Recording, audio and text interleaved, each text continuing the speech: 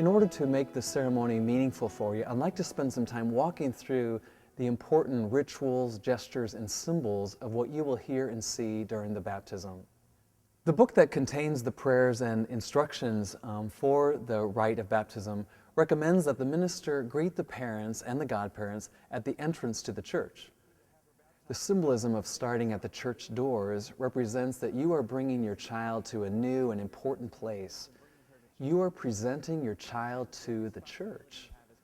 Think of that great scriptural image of Joseph and Mary presenting Jesus in the temple to Simeon, the high priest.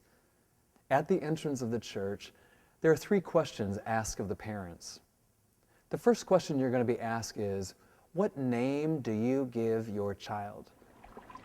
Isabel Ballista Cotto. In announcing the name publicly for the first time, you are stating the significant relationship that you have with this child.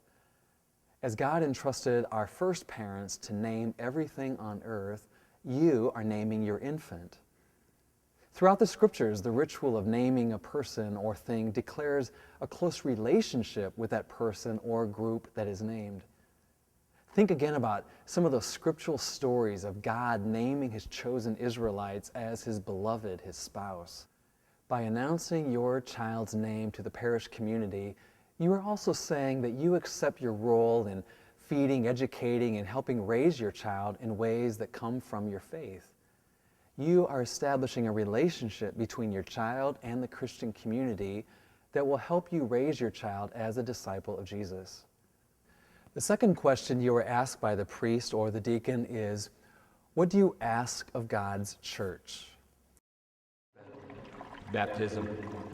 Now, this question has several responses, such as eternal life or baptism.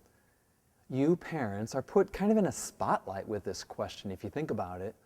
You are saying that you believe this sacrament of baptism will admit your child into the gift of eternal life promised by Christ.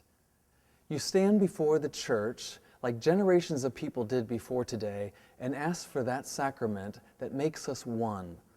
We really do share one faith through our baptism that brings your child into communion with God and communion with the Christian community. So you're asking for help in raising your child as a disciple of Christ as you present this child to the church.